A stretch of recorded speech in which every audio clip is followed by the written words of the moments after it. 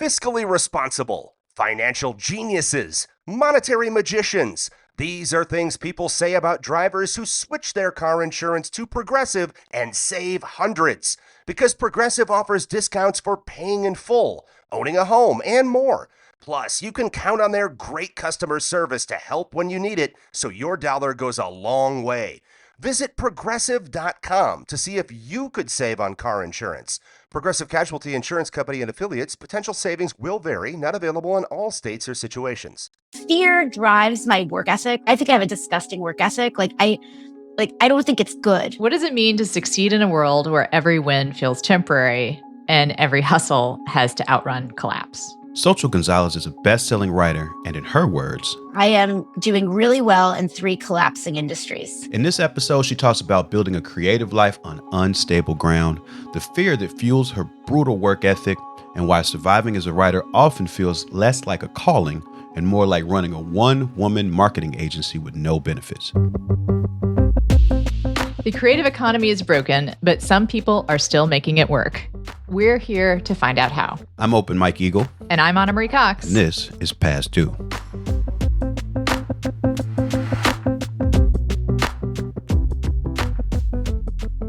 Welcome to the show. Thanks for having me. Yeah. I think that, so, we talk about financial precarity, especially when it comes to those of us whose careers have always been societally kind of precarious. People who want to make a living making art or making, something in the creative field. Although no one has it easy, right? We're all gig workers now. Oh, it's the understatement of the year, right? It's wild. It's wild to think about it. Even I remember revering professors, and now they're basically all my friends that teach are just literally schlepping around from one adjunct job to another, trying to cobble together a living and getting told that they don't work enough hours to collect health insurance. So yeah, no, really, it's wild. And our first question usually, I actually think I know the answer to this question because I read your column that put you on my radar for this show. What is it? The comfort class? What was the actual title? Yes. What the comfort class doesn't get. Yeah. The comfort class doesn't get. When you talked about overdrawing your bank account recently. Yes. And then you mentioned the last time that happened. So I think I know the answer to this question, which is, when's the last time you worried about covering your monthly expenses? Well, okay. So I had a really weird path. I now am a professional writer. I'm part-time at The Atlantic, and then I write novels, and then I've had I've been able to then do that and parlay that into screenwriting. So it was good, but I got an actual real advance. I remember my agent, I left New York. When I decided to write, I was 40. So I promise I'm going to get to the answer, but I decided to write when I was 40, and I'd been an art major in college, and I just wanted to do something creative. And so me and my kind of friend from college ended up running a luxury event planning company, which it made sense. However, I stumbled into that at the time, but in hindsight, I'm always I'm not completely sure how that happened, but it was a really creative life. It was our friends were photographers and florists. And when you took away the stress of the people that were paying you, or not paying you, as sometimes happens, you were doing something creative, but it was really, we were at the mercy of rich people and then the economy, right? So that incident that I wrote about in the article, when I really was I don't know what's going on, it was during the recession, and half my clients were at Bear and Lehman. They're probably not there anymore, I'm guessing. They then were nowhere. Then they were nowhere. And so suddenly, it was we went from feeling this is amazing, our small business is prospering, to being what are we going to do? And we had taken out a line of credit because the business seemed like it was doing so well. And then suddenly we were living off that line of credit until this passed. And then it took so long to pass that I then spent the next 5 years of my life. That was like '08. It broke. And see, because finance in New York, they felt it fast, right? And I actually remember going to the flower district in like December of '07, and they were like, everybody's cutting back their holiday parties. And so that was like the canary in the coal mine. It was like, and we were like, this isn't good.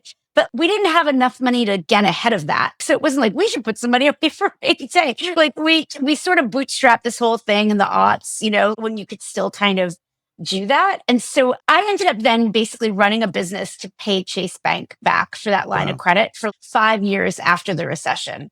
So even when you're like, I need to get out of this, you couldn't get out of it because we owed so much money to nobody talks about predatory small business lending, which is like a real thing. That was like a real thing. Like we were truly like a small business. I think we had one full-time employee plus the 2 owners, some part-time people. And so anyway, all that's to say, we finally paid it off. And then the business was doing really well. And I'm like, I hate this. I don't want to do this at all. I think I want to write. And so I got a real job.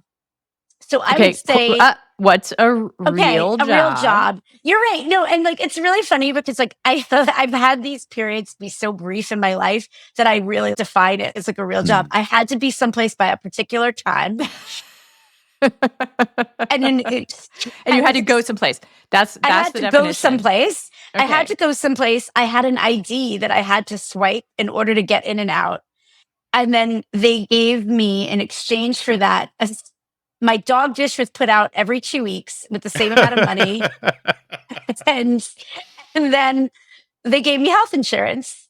And I like this, by the way, was the job that I was raised by my grandparents, and my grandparents had lived through the Great Depression. So this is a job my grandparents had really just wanted me to have. And it took me all this time to get there. And it was like, I worked at a CUNY. So I was technically a government employee, and they just thought this was amazing. It was like, unfortunately, they lived to see almost none of it because I was interviewing and then my grandmother dropped dead, and that was the end of my grandparents. But I'd say right before that, I'd say I had worried about money until 2014, maybe. There would be great times, there would be lean times, but you weren't sitting around. There was nothing for a rainy day, if that makes any sense. And then my grandmother died and we sold her house and I got a little bit of cash. And then that was when I was and I said to my best friend, who's my business partner, I was like, would you kill me if I tried to find a real job? Because I think I want to write, but I can't do it if I'm always worried about money. That's really interesting. That's interesting. Oh, it was very difficult. It was I didn't even think about doing fiction at that point because I think the thing about a small business, especially when it's a service business that people don't think about, is you can be the best financial planner in the world, right? Well, I mean, anybody that does anything freelance, you could stagger the workout and send the invoices and be like, this is going to be due then and blah, blah. But if people don't pay you. That's part of the name of the show. Is that feeling right there? It's past due in terms of bills, but also past due in terms of invoices that we've sent out, money that we're depending on that does not come when it's supposed to. There's a third meaning, which is past due for credit and recognition. Yes, that's right. Well, that's right. Well, I mean, I remember I actually had written a piece about the luxury wedding planning time and my time in it. And I remember a guy just arbitrarily decided he had 2 daughters getting married in the same season.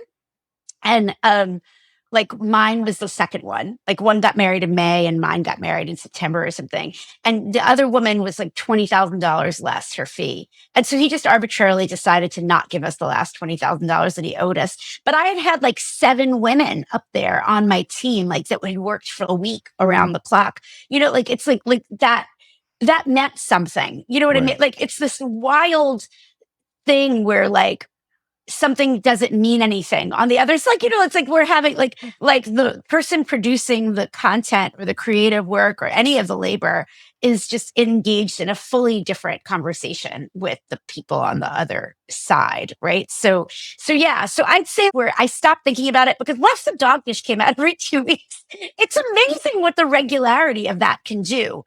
It's amazing. That in and of itself is such a mental shift. Yeah. We talk about that a lot. Me, for instance, right? I've had a successful relatively successful music career for 15 Yeah. years. But last year was really difficult. And I found myself Yeah. at the end of last year desperately searching for that regularity. And when I was trying to make moves in that direction, because of the nature of my work history, I found it damn near impossible to do. In that position you were in 2014 when you made that decision, like, what was it difficult to navigate in terms of uh, identifying a job that you felt like you were suited for and people would hire you?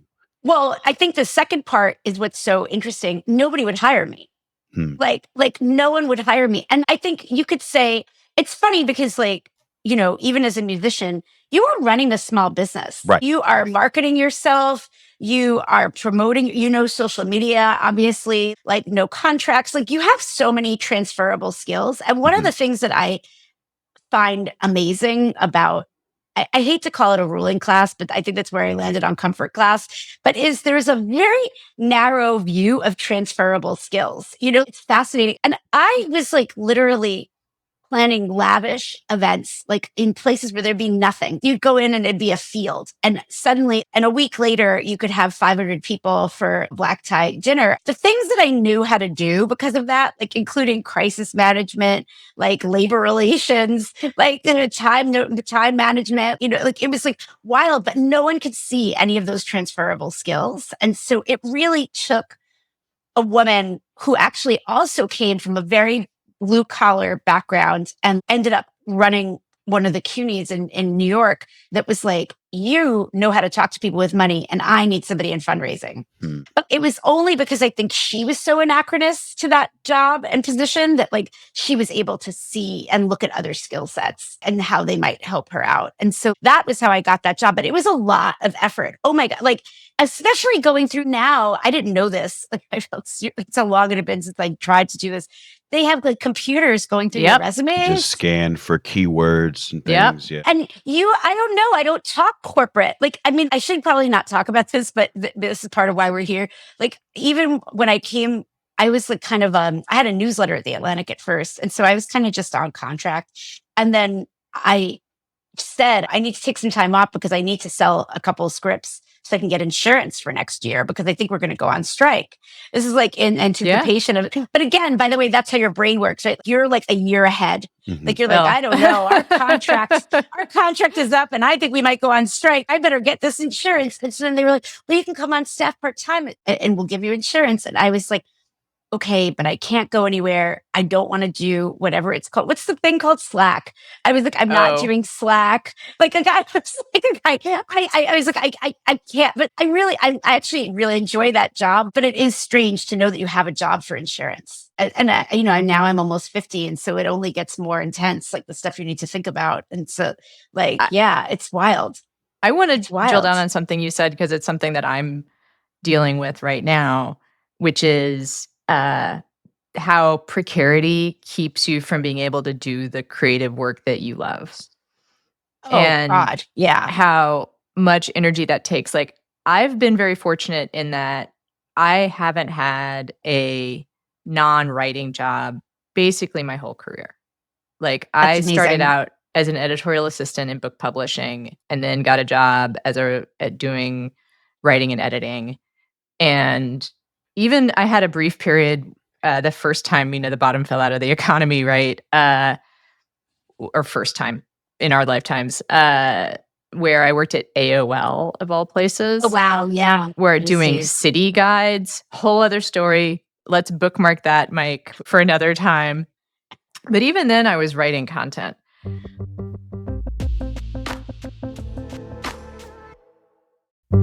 This episode is brought to you by Factor. Cold days, big goals, absolutely zero interest in cooking? Factor makes healthy eating easy with fully prepared meals designed by dietitians and crafted by chefs. No planning, no grocery math, no what did I buy this ingredient for? I love that Factor has quality, functional ingredients, including lean proteins, colorful veggies, whole food ingredients, and healthy fats. And there's so much variety. over 100 rotating meals every week, including the new Muscle Pro meals if you're doing strength stuff. And they support your diet, whether it's high protein meals, Mediterranean, whole ingredients, healthy fats, or more. Plus, there are no refined sugars or artificial sweeteners. I've looked for something like this for a long time, and Factor really is the best. It's good food that tastes great and is ready in about 2 minutes, always fresh, never frozen, no prep, and no stress.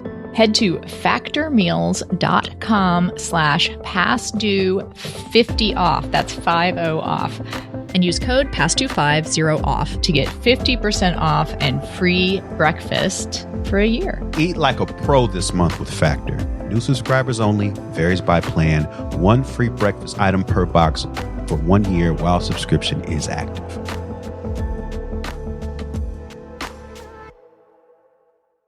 Hey, Fidelity. How can I remember to invest every month? With the Fidelity app, you can choose a schedule and set up recurring investments in stocks and ETFs. Oh, that sounds easier than I thought. You got this. Yeah, I do. Now, where did I put my keys? You will find them where you left them. Investing involves risk, including risk of loss. Fidelity Brokerage Services, LLC, member NYSE, SIPC. When I look back to the early times when I was both writing and doing working at Knopf of all places, but that was like not a writing job. That was like making copies, getting coffee, Yeah. like you were in Assistant, proximity like, to literature. Like Yes. that was the whole point. But like, it wasn't actually like you had anything to do with it, It smelled like literature. It smelled like books. Yeah. Yeah. I took full advantage of that job by just stealing as many books as I could, actually. I would like ship books. This is terrible. I would like ship books to friends, No, that I was a that's what you're fan of. supposed to do. That I That's was what you're like, supposed that I remember. Do you remember Lawrence Weschler? Like, do you know Yes. who that is? I loved his book on museums, and I like Oh, wow. shipped that to as many friends as I could. Anyway, part of the precarity and creativity. So now I'm at a place in my career where I had some expensive years, and I had a really generous book contract, especially for these days, and I used it to live. Yeah. Yeah. I had some health issues, and I found it, turned out my subject matter was a lot more grueling. I was writing about my mom. I thought I had done my trauma work, and I had not Yeah. done my trauma work. Yeah. And now, like, I'm just having to like kind of live quarter by quarter, and the writing that I'm doing is so much harder than it was when I had a regular paycheck. When I had a regular paycheck, and this is what I'm curious about, and you, Mike, I think maybe you kind of did this too. When I have a regular paycheck, I can write for that paycheck and more. Right. Does that, you know what I mean? Like, I can do the job I'm supposed to do. Like when I worked at MTV and was getting paid really well, I did my job for MTV, and I had a podcast, and I was doing freelance stuff. Yeah. Yeah. And now, like, just one freelance job is like, oh. How do I create the mental space for this? No, but I think one of the things that I found out when I was researching that article that then, so I had done a piece about luxury sex parties. Okay. Ooh, and like, well, did you do any research for that? I did, but not the kind of research that you're thinking. I promise I'm going to relate to it. But what happened was I talked to this guy who runs the most expensive kind of rehab center in the world, because like sex addictions can kind of go ahead and he was walking me through the psychology of people once they hit a tipping point of a certain amount of money. And so then I started to think, I was like, well, I don't think it's just that I feel this panic. Like when you could say like you have no money, and I could know it's not true, but if you say it to me, there's no money in your account, like I will have totally relived like a trauma in my body, run through my body. And so then I started looking for people that had done the opposite research of what is financial precarity do to your psychology. And there's a professor, I think he's at Stanford, and I didn't get that into it for the article, but like what he was talking about is like, like a lot of the times in lower income communities, I mean, I'd seen this in wings of my family. I'm Latin, we have wings, like this branch of a family. But like, you'll see like, okay, well, it started out as like an open container, and then you get a misdemeanor and you've got to appear in court. And then you end up not appearing in court. And then that turns into something else. And now somebody's got a warrant out for you. But like how so much of financial precarity, in addition to it having childcare issues, like health issues, like all these related things, it quite literally jams your brain and freezes your ability to see options and also to remember things, like to simply remember even appointments and things. And so I think that when I said that, I was like, I really want to write. I was like, I just can't think about this thing all the time, because you would go to bed some nights. I mean, and I'm sure that you both know this is true. And you're literally like, well, today it's fine, but who do I need to call to get something going for 5 weeks from now? And the way on the other hand, I think it makes, I don't know, I'm always thinking 5 weeks ahead. Do you know what I mean? I'm always thinking like several weeks ahead. But it is not good for that sense of like flow, right? And I think that it's one of the things that I guess my pet peeve about people that have sort of always had money. I think the difference, by the way, also unwritten, is like, I think that those same jobs still exist and probably pay almost what they were paying you when you were first doing them. Sadly, that's how little pay has gone up. But everybody that has those jobs now is subsidized. And so it doesn't even have the same, okay, well, I want to hustle up to this because I can't, like, this apartment sucks and I have got a rat, whatever it is. Like, they are living in an apartment that somebody bought for them. And so when they are able to do 17 things and you're like, I can't seem to get past this one freelance project, there's a certain amount of judgment about limitations, but there's an unawareness of how much not thinking about where the money almost doesn't matter. But I think that it's a wild thing, and I think that it kind of puts us there's so much weird judgment that people don't even realize is related to financial precarity, like around things that you are even like capacity, let's say, right? Like just simple capacity. And I think about that a lot because in those days, in the event planning era, like I don't know. It's like I would have been my own client. Does that make any sense? Like me now, but it's like I can tell people that knew me from that are shocked. Like they had no idea that I had the capacity to like make art or do good journalism or string together 6 sentences other than in an email about the caterers loves it. But like they're really, because I wasn't doing that. And I think what I keep thinking is like, who are the people that just don't even have the bandwidth to be thinking about this amazing piece of art that they could be doing, the brilliant things they could be making? Who are the brilliant people that we have been have been left behind because they can't, like, it's not to say that like it's, I don't know. It's like wild to me. Like now it's almost like instead of feeling good that they're like, oh my God, who knew? Like, I'm like, I knew. I just I had to pay a bill. Yeah. I think a lot about this. I think we want to have the guy that started Nebula on, which is a service that helps creators, owned by creators. I shouldn't say helps. It helps them, but it's a creator-owned video essay creator-owned subscription service. I interviewed him for a piece I was doing about the rise of AI in Hollywood and about the precarity of creators today, which is incredible. Like YouTubers specifically, but I was writing about YouTubers specifically, but of course it's true for everyone. And AI threatens every creative out there.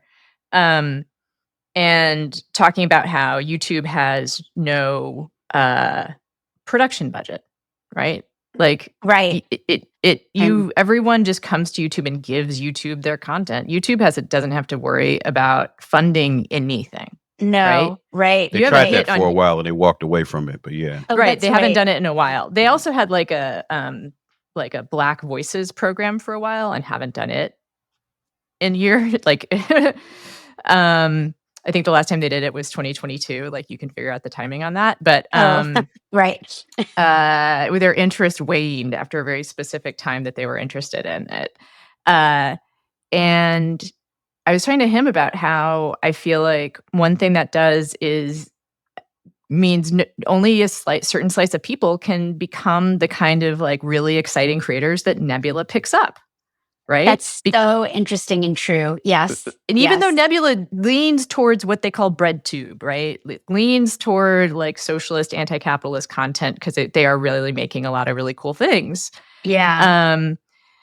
But he said, I don't want to like mock him again. I think it's a really interesting project. But he was like, yeah, well, that's not our responsibility. You know, like I can't. He said, but the funny thing he said was like, I'm happy to have someone to host on our platform, someone making a video about how we should have nationalized healthcare or we should have support creatives, you know, but I can't, that's not what we do. Right. And he's right, you know. Yeah.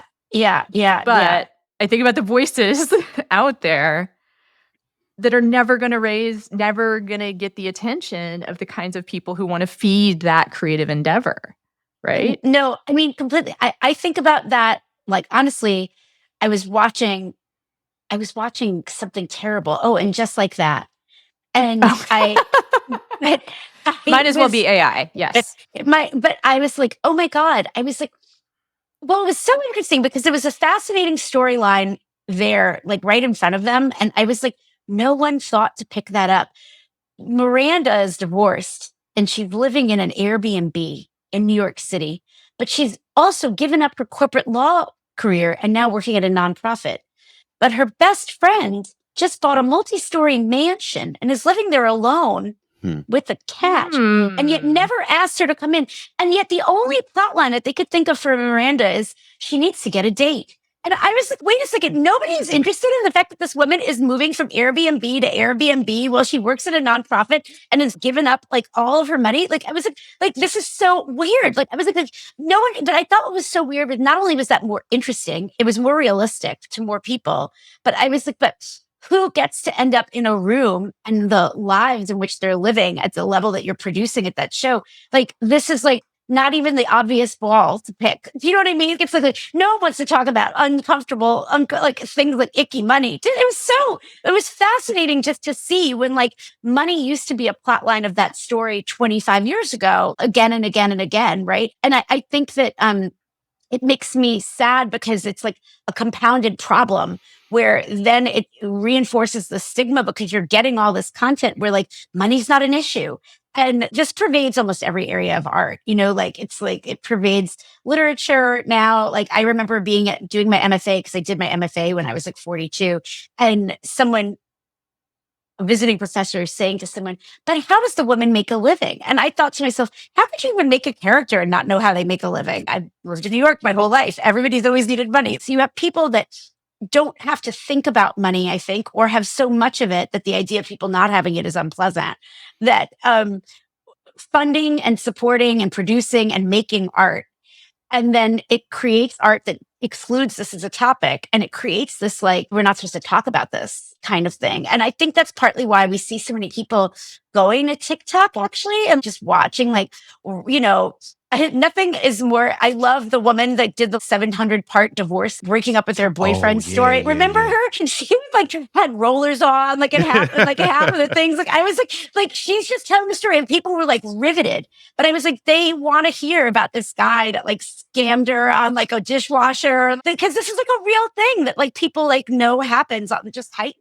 And I think that's partly why we're seeing kind of like professionally produced or financed like content tanking. Like really, because it's so not, I think it's such a visceral experience to think about money that the content isn't hitting in that same visceral way, right? Like, I know.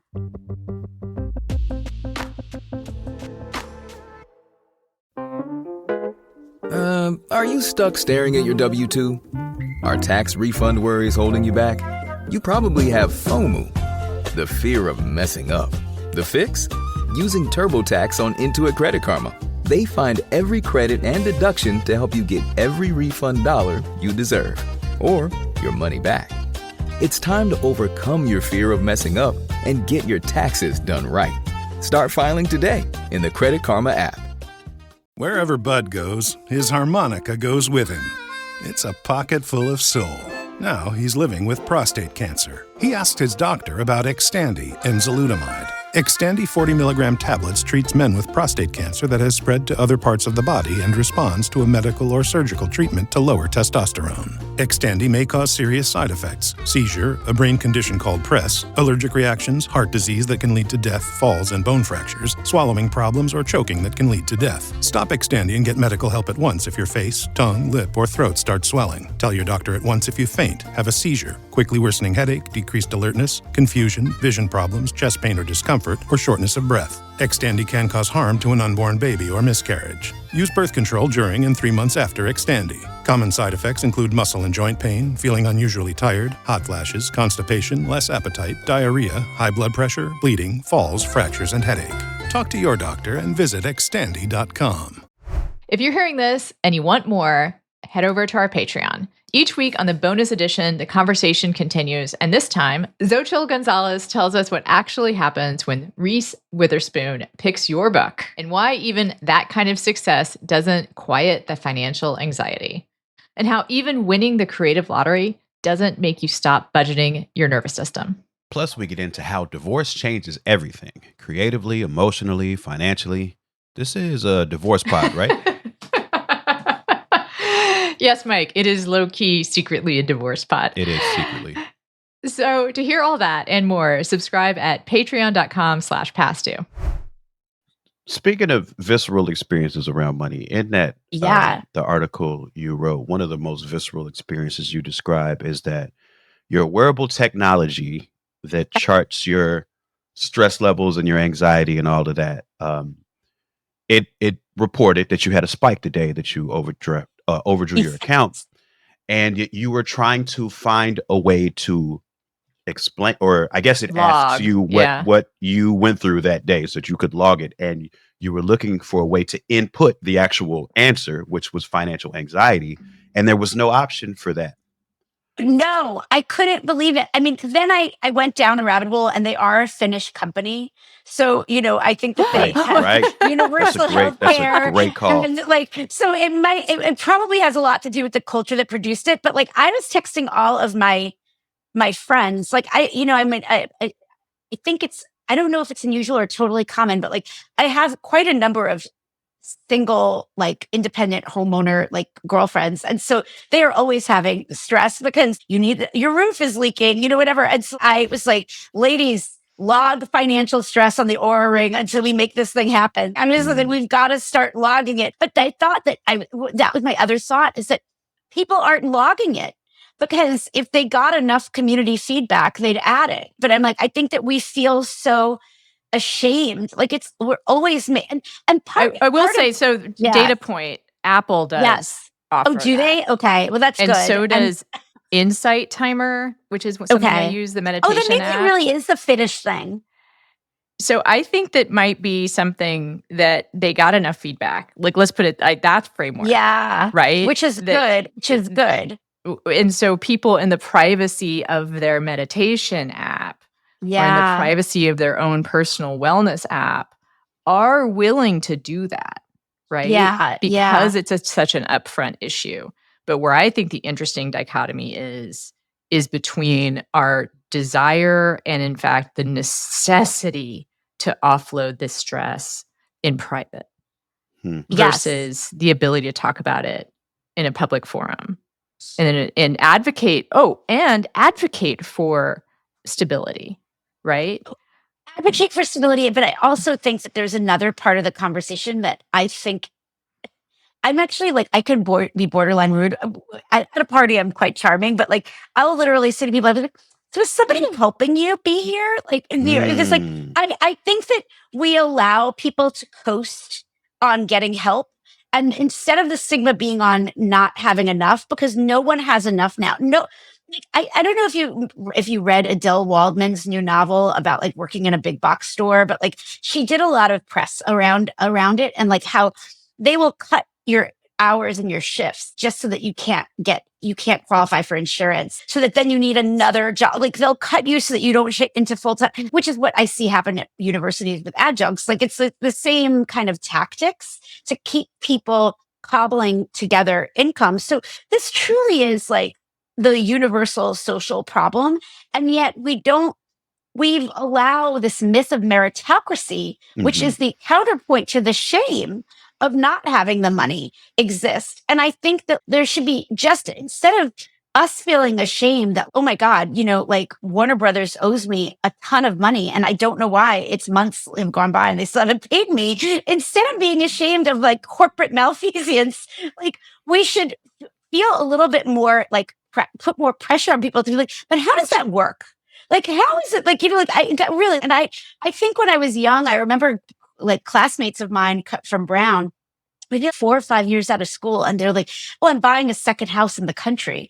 And it's okay. Actually, now I'm like, you aren't buying anything. Like your parents are buying you something and maybe you're doing the second house. I don't know. But that is allowed to be said as though that was all individual merit. And then therefore we like, there's no room for any systemic, sort of corruption or systemic, like just problems on the other side of the experience. And I think that to me, I find them part and parcel of the same thing, that like one thing should be be brought out into the sun a little bit more, because so often it's like what we're talking about, the title of the podcast, Past Due, but like the other thing also needs to be dragged out more. And I thought it was like one of the most revolutionary things I ever saw was New York Magazine did a piece, a package about like all the people in New York and how they're getting help from their families. And everyone was anonymous. Everyone was so frightened to talk about it.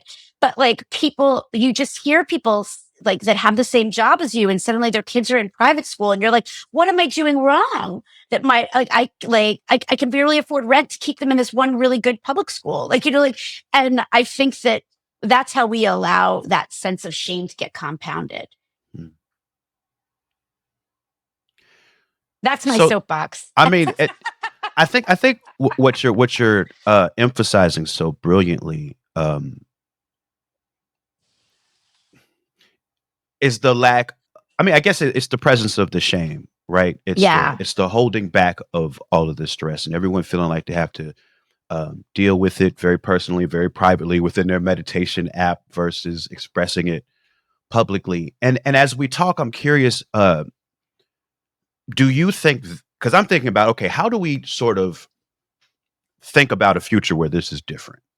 And I'm like, oh, is this more of a social issue that we need to be more comfortable and confident and transparent? Or is it like a policy thing or something where like the levers of capitalism need to be adjusted in some way that makes us feel more comfortable having these sorts of conversations? I think it's a little bit of both, because one of the things that I saw that I thought was really refreshing, I don't know how you both sort of, I thought it was refreshing, except that then it got like stamped down by the Democratic Party, which was the world was basically saying that we were in a recession. Like they're like, I feel poor. Like all I know is I felt good. Like 2021, the world started to reopen. I felt great. And now I feel like everything is suddenly super expensive. I can't go out. I made myself broke. I wanted to go to one concert. Now I am like, what am I eating for the rest of the summer?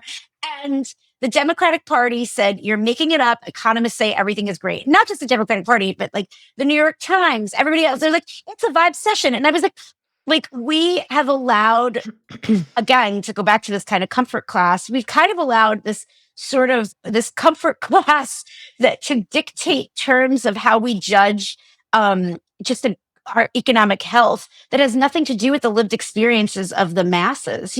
There's an amazing book, depressing but amazing, called End Times. And it's like this new field of study called cliodynamics. It's like essentially they analyze, it's wild. So they like take historical social rises and collapses throughout history, dating back to the Qing dynasty in China. And they input data points about it to try to see like patterns and systems and things. And essentially, like in this book, he's talking about how the GDP still thinks about an average income, which includes like Elon Musk's income, like measured with cleaning woman's income, right? And that doesn't show how that distributes. Right. Yeah. So these economists they're basically telling the world, the internet, like millions of people being like, I'm learning how to do my own nails, like all these like little things. But instead of actually listening to people's lived experience, it's like they're relying on policy metrics that worked for a slightly less corrupt period of capitalism, like when it was like beyond hypercapitalism. And I think that it's a little bit of both. I think that we need like programmatic stuff, but I also think that there needs to be an assessment that maybe the way in which we measure our health as an economy is also not accurate to lived life for the masses anymore now that we have this strata. I think that it's definitely both.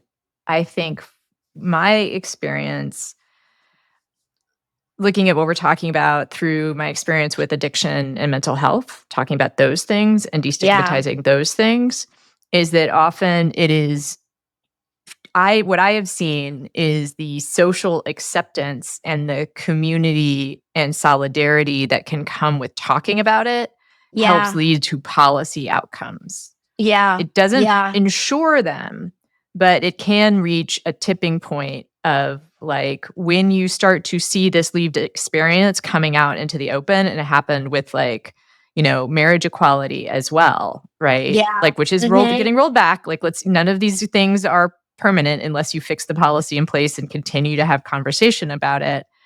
But, one of my hopes for this show and these conversations is to help combat the sense of meritocracy that causes so much shame. Like a kind of almost our slogan is like, success and stability are two different things, right? Yes. Oh my gosh. Yes. You could be an incredibly talented, well-known artist like Mike and myself, right? And still experience financial precarity and still have a hard time getting that next job. And that it's okay to talk about that, and that I don't want to be penalized for time. That's one of the things that's selfish for me. I don't want to be penalized for needing a job, which I feel like right now. First of all, I get why that would feel that way, but I also feel like I really think that the trick there is divorcing the economics from the success. Yes. And I think that we have allowed that. Well, I think that maybe there was a time where it seemed like those things could coexist, but I think that, I don't know, there's only but so much pulling at systems for the sake of it. It's funny, like I feel like sometimes it feels like there's just these like 10 puppeteers of technology that were just like, this will be fun.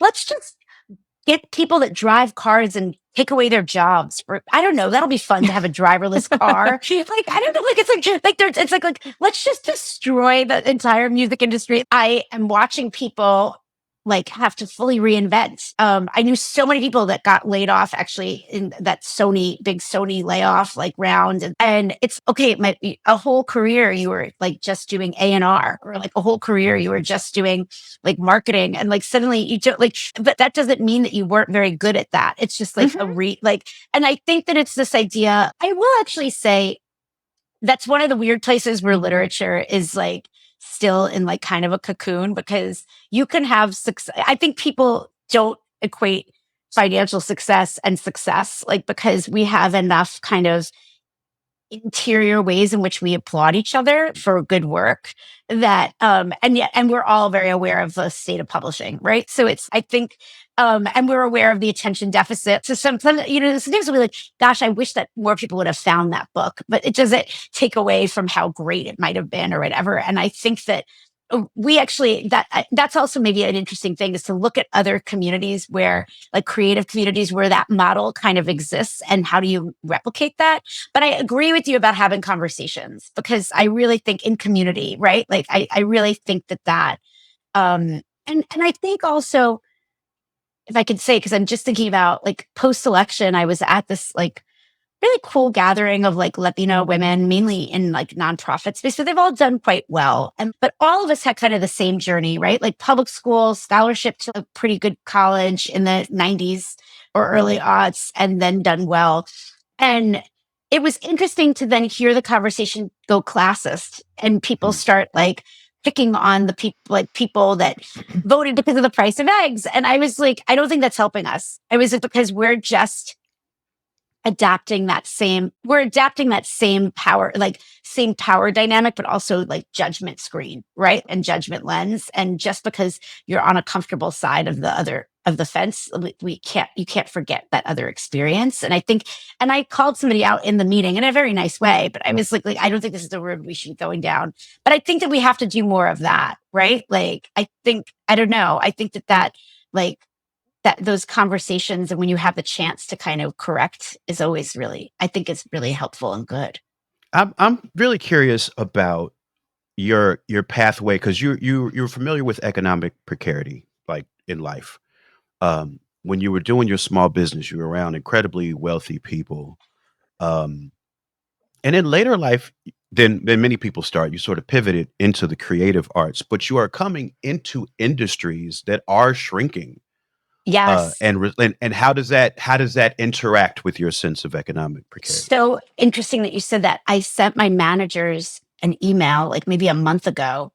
And like, I'm not a shy person, but I don't I'm not an attention person, if that makes any sense. I used to do theater in high school. And then I was like, I'd rather write a play than be in a play, like, like that kind of thing.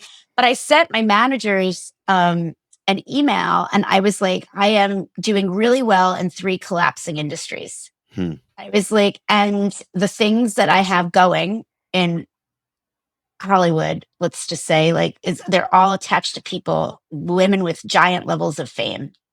And my books do really well. I mean, they sell well, but partly it's because for a writer, I have a pretty good profile, right? And I basically said to them, I have to accept that I need to get back from behind the keyboard and I have to go and be on camera, right? Like I was like, I have to do more on my social media. I have to start recording videos that I don't really want to record. But like, I have to do that because unfortunately, like you can't, like, God bless them, but like you worked at Knopf, like you would have somebody come out and have like a big blockbuster literary book, which used to actually happen. Okay. And then they would go away and not write a book for 10 years.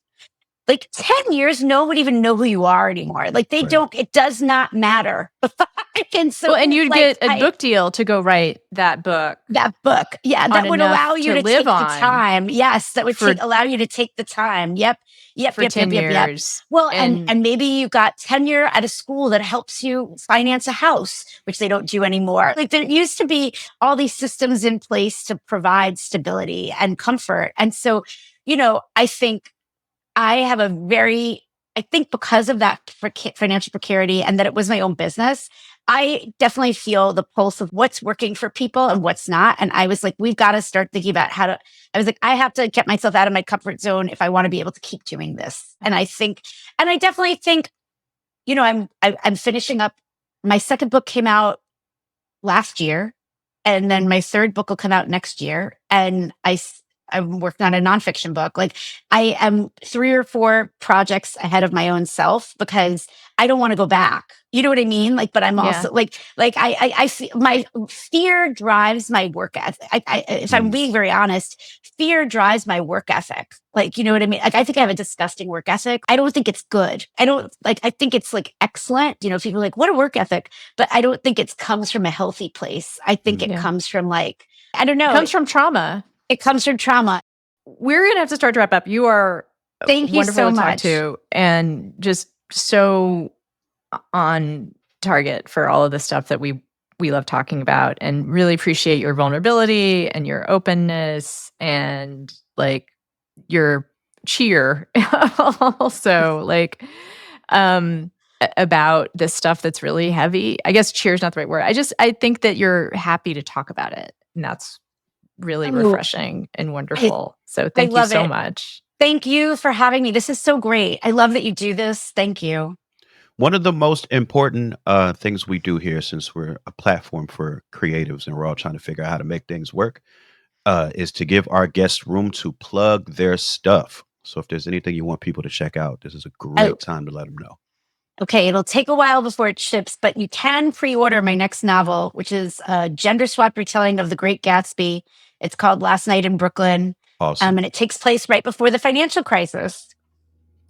All right. And pre-sales are very important. If people don't know that, pre-sales are super important. So order for yourself, order as a pre-gift for someone. Great Mother's Day present. Great. Yes. It'll just show up one day and you'll be surprised. You'll be great. Just it's the best of drunk Amazon ordering, but without the drunkenness. So I think that's great. And again, you've been fantastic and amazing. Yeah. We will cycle back to you because I think there's just so many other things to touch. So yes, so I love it. Thank you so much. Have a great day. All right. Thank you. Bye. Yeah, and we did not get to some of our questions. So yeah, you're going to have to come back. This is so great. I really appreciate it. What a great conversation.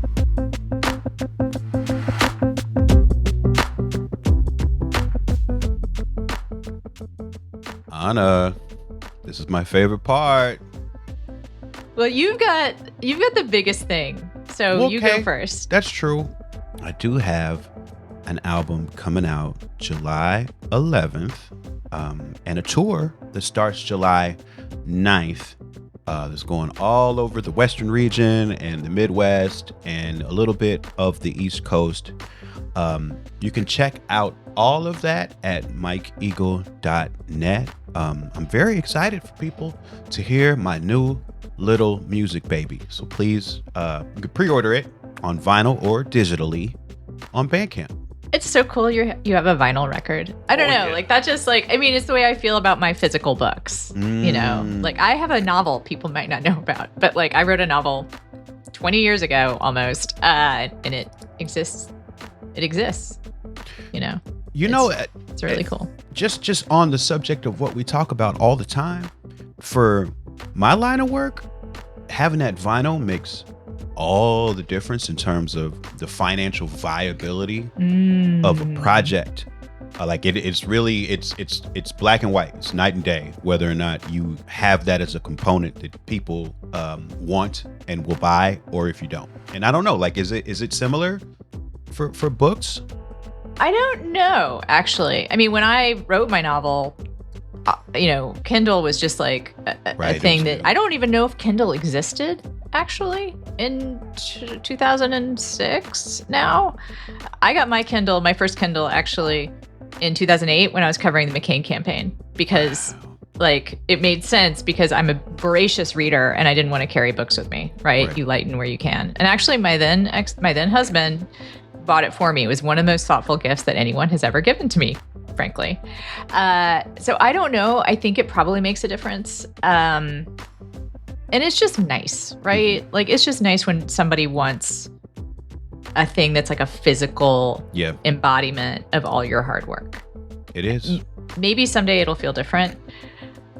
I have an I'm so old moment, which is I listened to vinyl into the era when people were saying it was going to disappear. And then I stopped listening to it kind of at the point where it became more part of like hipster culture, even more than it was. Right. And I keep thinking I'm going to get my vinyl back. But like in my first divorce, I just kind of was like, you can have it. And it's so funny because I was a collector for a long time. So you had a big old collection?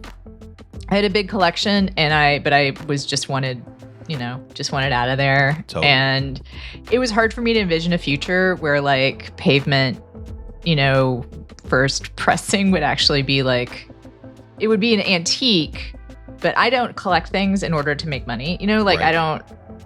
That's not the purpose of it for you. Yeah, it's like holding on to its memories and just the satisfaction of having it, but I'm not like a physical collector person. So, I mean, I regret letting that stuff go, but I don't know. I can start collecting again. Anyway, so I don't have any physical things out unless people want to get the physical version of my cover story from a couple months ago, which I think you might have to order it at this point. And I do have, my newsletter is actually up and running a little bit. And my most recent newsletter is actually about Substack and the implosion there. It lays out the financial stuff, which we might talk about more at some point. And still a contributing editor at New Republic, still running writing workshops at annamariecox.com. And if you like this, you might also enjoy my science fiction podcast, which is Space the Nation, where we are doing summer of prequels and sequels and stuff in theater. And I actually today watched the original Superman, or the 1978 Superman. The Donner cut or the original theatrical cut? Theatrical release. I think that's what's on Max. I don't know what's on HBO Max, but that's on Max. And it's such a delightful movie. Like, it's held up really well. There's some stuff that's like a little weird between Lois and Clark, or Lois and Superman.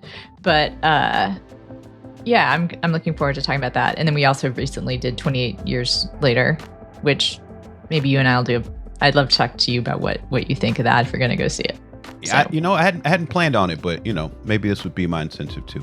Yeah, it's it's got some things to say. I didn't like it, but it's got things to say. In any case, Mike and I are up to a lot. The thing you could probably do to help us the most is to subscribe to this podcast and become a patron. So if you like what we're doing, we really appreciate it. So please, we would appreciate it. So please do subscribe at patreon.com/pastdue. Past Due is hosted by Anna Marie Cox and Open Mike Eagle. It's produced by Andrew Steven. You can find more at pastduepodcast.com. Help support the show by joining our Patreon at patreon.com/pastdue. You'll get bonus content, extended interviews, and more. As always, if you like what we're doing, another way to help is by subscribing, sharing the show, and leaving us a review. Thanks for listening. Sometimes it feels like red and blue states are just as divergent as post-World War II East and West Germany. So what can the US learn from German political history in order to create a more perfect union? Find out on the new season of The Future of Our Former Democracy, the Signal Award-winning podcast from More Equitable Democracy and Large Media. Hosted by me, Colin Cole, and Heather Villanueva. It's time to rethink democracy. So follow The Future of Our Former Democracy wherever you get your podcasts. Not all darkness is dangerous. Sometimes it's the doorway to becoming whole. On the brand new podcast, The Shadow Sessions, hosted by me, Hibab Al-Faqih, a psychologist and trauma expert, we shed light on the hidden corners of the human experience.